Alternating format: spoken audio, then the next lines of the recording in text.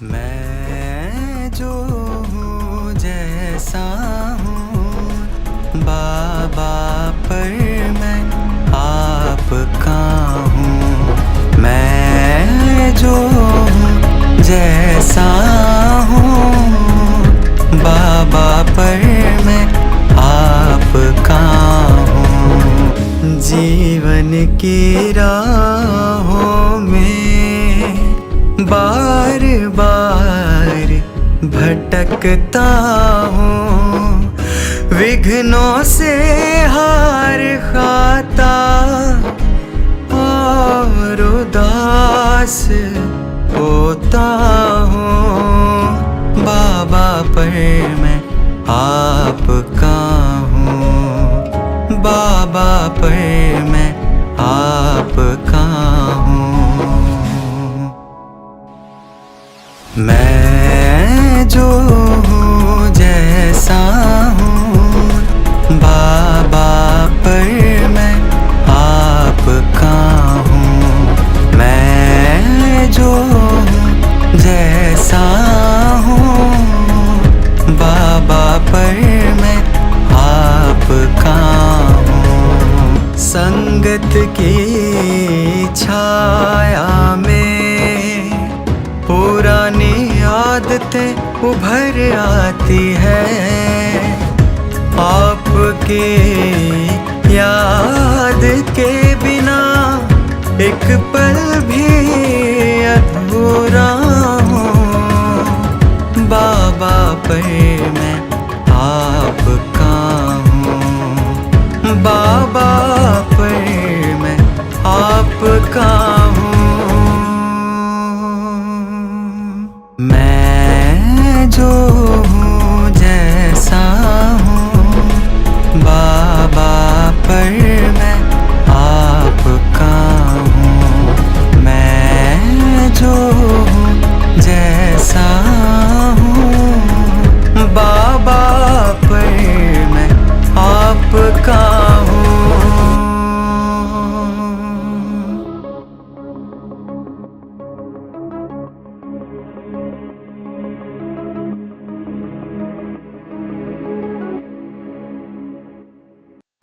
ஓம் சாந்தி. 14/7/2025. பாபா, நான் உங்களுடையவன் என்ற பட்டியில் இன்று 14வது நாள். அவ்யக்த வாணியின் தேதி 9/12/1985. தலைப்பு: குழந்தையிலிருந்து எஜமானன் ஆகுபவர். இன்று பாப்தாதா தன்னுடைய இந்த ஆன்மீக சக்தி சேனை மனதை வென்று உலகை வென்றவராக இருக்கிறதா என்று சக்தி சேனையை பார்த்து கொண்டிருந்தார். மனதை வென்றவர் என்றால் மனதின் வீணான எண்ணம் மற்றும் தீய எண்ணத்தின் மேல் வெற்றி அடைவது. அந்த மாதிரி வெற்றி அடைந்த குழந்தைகள் உலகின் ராஜ்ய அதிகாரியாக ஆகிறார்கள். எனவேதான் மனதை வென்றவர் உலகை வென்றவர் என்று வர்ணிக்கப்பட்டிருக்கின்றது. இந்த நேரம் எந்த அளவு எண்ணத்தின் சக்தியை, அதாவது மனதை தன்னுடைய அதிகாரத்தில் வைத்திருக்கிறீர்களோ அந்த அளவே உலக ராஜ்ய அதிகாரியாக ஆகிறீர்கள். இப்பொழுது இந்த நேரம் ஈஸ்வரிய குழந்தை, மேலும் இப்பொழுதைய குழந்தைதான் உலகின் எஜமானன் ஆவார். குழந்தை ஆகாமல் எஜமானன் ஆக முடியாது. என்னென்ன எல்லைக்குட்பட்ட எஜமான தன்மையின் எல்லைக்குட்பட்ட போதை இருக்கிறதோ அதை அகற்றி எல்லைக்குட்பட்ட எஜமான தன்மையிலிருந்து குழந்தை தன்மையின் வர வேண்டும். அப்பொழுதுதான் குழந்தையிலிருந்து எஜமானன் ஆவீர்கள். எனவே பக்தி மார்க்கத்தில் யாராவது எவ்வளவு பெரிய தேசத்தின் பெரிய எஜமானனாக இருந்தாலும், செல்வத்தின் அதிபதியாக இருந்தாலும், பரிவாரத்தின் தலைவனாக இருந்தாலும், தந்தையின் எதிரில் அனைவரும் உன்னுடைய குழந்தை என்று கூறிதான் பிரார்த்தனை செய்கிறார்கள். நான் இதன் அதிபதி, எஜமானன் என்று ஒரு பொழுதும் கூற மாட்டார்கள். நீங்கள் பிராமண குழந்தைகளும் குழந்தையாக ஆகிறீர்கள். அப்பொழுதுதான் இந்த நேரமும் கவலையில்லாத ராஜா ஆகிறீர்கள். மேலும் எதிர்காலத்திலும் உலகத்தின் அதிபதி அல்லது மகாராஜா ஆகிறீர்கள். குழந்தையிலிருந்து எஜமானன் ஆகுபவன் இந்த நினைவு எப்பொழுதும் நிர்அகங்காரி, நிர்விகாரி, அதாவது அகங்காரமற்ற விகாரங்களற்ற நிலையை அனுபவம் செய்விக்கிறது. வாழ்க்கையில் குழந்தையாவது என்றால் எல்லைக்குட்பட்ட பரிவர்த்தனை ஆவது. எப்பொழுதும் பிராமண ஆத்மா ஆனீர்களோ அப்பொழுது பிராமண தன்மையின் வாழ்க்கையில் மிகவும் எளிதான முதல் பாடமாக என்ன பாடம் படித்தீர்கள்? குழந்தைகள் பாபா என்று கூறினார்கள். தந்தை குழந்தைகளே என்று கூறினார். இந்த ஒரு வார்த்தையின் பாடம் ஞானம் நிறைந்தவராக ஆக்கிவிடுகிறது. குழந்தை என்ற ஒரு வார்த்தையை படித்து விட்டார் என்றால் இந்த உலகத்தினுடையது என்ன? 3 உலகத்தின் ஞானத்தை படித்து விட்டார்.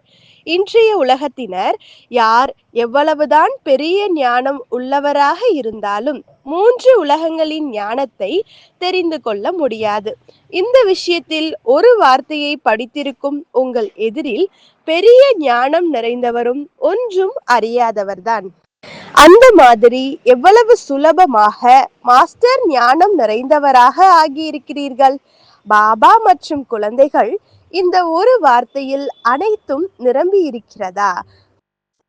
எப்படி விதையில் முழு மரம் நிரம்பி இருக்கிறது, அதே போல் குழந்தையாவது என்றால் சதா காலத்திற்காக மாயாவிடமிருந்து தப்பித்து பாதுகாப்பாக இருப்பது. மாயாவிடமிருந்து பாதுகாப்பாக இருங்கள்.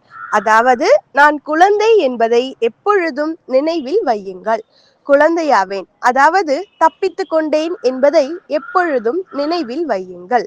இந்த பாடம் கடினமா என்ன? சுலபம்தான் இல்லையா? பிறகு ஏன் மறக்கிறீர்கள்?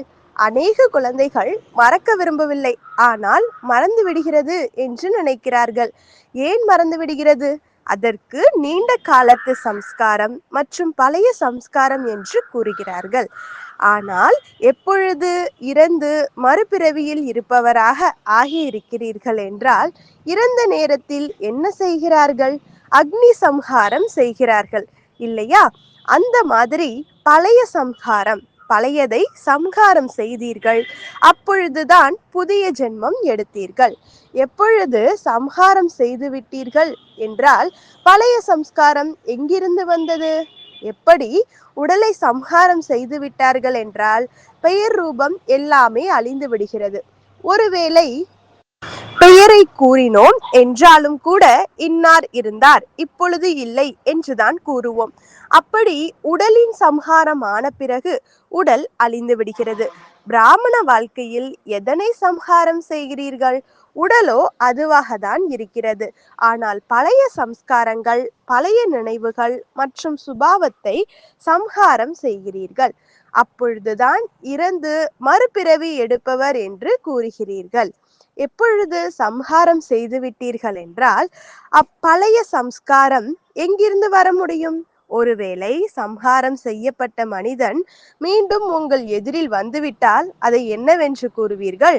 பூதம் என்று கூறுவீர்கள் இல்லையா? அந்த மாதிரி இந்த பழைய சம்ஹாரம் செய்யப்பட்ட சம்ஸ்காரங்களும் ஒருவேளை மீண்டும் எழுந்து விடுகின்றன என்றால் என்னவென்று கூறுவோம்? இதையும் மாயாவின் பூதம் என்று கூறுவோம் இல்லையா? பொதுவாக பூதங்களை விரட்டி அடிப்பார்கள் இல்லையா? அதை பற்றி பேசவும் மாட்டார்கள். பழைய சம்ஸ்காரம் என்று கூறி தன்னை ஏமாற்றுகிறார்கள். ஒருவேளை உங்களுக்கு பழைய விஷயங்கள் மிகவும் பிடித்திருக்கிறது என்றால் வாஸ்தவமாக பழையதிலும் பழையதான ஆதி காலத்து சம்ஸ்காரங்களை நினைவு செய்யுங்கள். இதுவோ மத்திய காலத்து சம்ஸ்காரங்களாக இருக்கின்றன. இது பழையதிலும் பழையது இல்லை, மத்தியத்தை இடைப்பட்டது என்று கூறுவோம் என்றால் மத்திய காலம், அதாவது இடைப்பட்டதை நினைவு செய்வது என்றால் இடையில் உள்ள சுழற்சியில் மாட்டிக்கொண்டு தொந்தரவாவது. எனவே ஒரு பொழுதும் அந்த மாதிரியான பலகீனமான விஷயங்களை யோசிக்காதீர்கள். எப்பொழுதுமே குழந்தையாக இருப்பவரிலிருந்து எஜமானன் ஆகுபவன் என்ற இந்த 2 வார்த்தைகளை நினைவு செய்யுங்கள். குழந்தை பருவம்தான் எஜமான தன்மையை இயல்பாகவே நினைவில் கொண்டு வரும். குழந்தையாக ஆக தெரியாதா? குழந்தையாவது என்றால் அனைத்து சுமைகளிலிருந்தும் லேசாக ஆவது. சில நேரம் உன்னுடையது, சில நேரம் என்னுடையது என்பது கடினமாக ஆக்கிவிடுகிறது.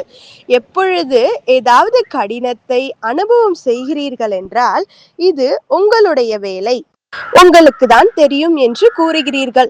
மேலும் எப்பொழுது சுலபமாக இருக்கிறது என்றால் என்னுடையது என்று கூறுகிறீர்கள். என்னுடையது என்பது முடிவடைவது என்றால் குழந்தையிலிருந்து எஜமானனாவது. தந்தையோ பெக்கர், அதாவது ஒன்றுமில்லாதவர் என்று கூறுகிறார். இந்த உடல் என்ற வீடும் உன்னுடையது அல்ல, இது கடனில் கிடைத்திருக்கிறது. ஈஸ்வரிய சேவை செய்வதற்காக மட்டும் பாபா உனக்கு கடனாக கொடுத்து உன்னை ட்ரஸ்டியாக ஆக்கியிருக்கிறார். இது ஈஸ்வரனின் சொத்து. நீங்களோ அனைத்தும் உன்னுடையவது என்று கூறி தந்தைக்கு கொடுத்து விட்டீர்கள். இந்த உறுதிமொழி செய்தீர்கள் இல்லையா? அல்லது மறந்து விட்டீர்களா? உறுதி கொடுத்திருக்கிறீர்களா? அல்லது பாதி உன்னுடையது பாதி என்னுடையது என்று இருக்கிறதா என்று எண்ணிருக்கிறீர்களா? ஒருவேளை உன்னுடையது என்று கூறியதை என்னுடையது என்று புரிந்து காரியத்தில் ஈடுபடுத்துகிறாய் என்றால் என்ன ஆகும்? அதன் மூலம் சுகம் கிடைக்குமா, வெற்றி கிடைக்குமா? எனவே கடனாக கொடுக்கப்பட்ட சொத்து என்று புரிந்து உன்னுடையது என்று புரிந்து நடந்து கொண்டாய் என்றால் குழந்தையாக இருப்பவரிலிருந்து எஜமானன் ஆகும் தன்மையின் குஷியில், போதையில் இயல்பாகவே இருப்பீர்கள். புரிந்ததா? இந்த பாடத்தை எப்பொழுதும் உறுதியாக வையுங்கள். பாடத்தை உறுதி செய்தீர்கள் இல்லையா? அல்லது உங்களுக்கு சென்ற பிறகு மறந்து விடுவீர்களா? மறக்காதவர் ஆகுங்கள். எப்பொழுதும் போதையில் இருக்கும் குழந்தையாக இருப்பவரிலிருந்து எஜமானராகும் குழந்தைகளுக்கு எப்பொழுதும் குழந்தை பருவம், அதாவது கவலையற்ற ராஜா தன்மையின் நிலையில் இருப்பவர்களுக்கு எப்பொழுதும் கிடைத்திருக்கும் சொத்தை ட்ரஸ்டியாகி சேவையில் ஈடுபடுத்தும் குழந்தைகளுக்கு எப்பொழுதும் புதிய ஊக்கம், புதிய உற்சாகத்தில் இருக்கும் குழந்தைகளுக்கு பாப் தாதாவின் அன்பு நினைவுகள் மற்றும் நமஸ்காரம். நல்லது. ஓம் சாந்தி.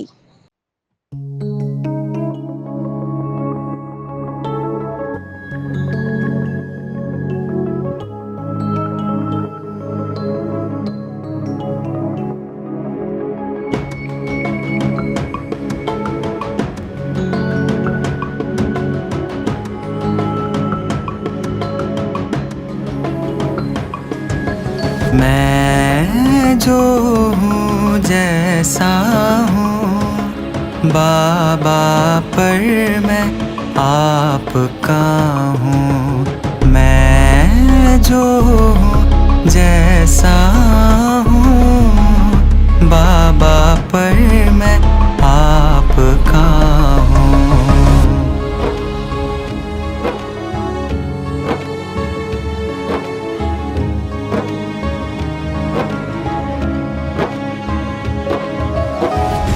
भावनाओं के जाल में कभी कभी उलझ जाता हूँ, माया की आंधियों में संकल्पों से डगमगाता हूँ। बाबा पर मैं आपका हूँ, बाबा पर मैं आपका हूँ।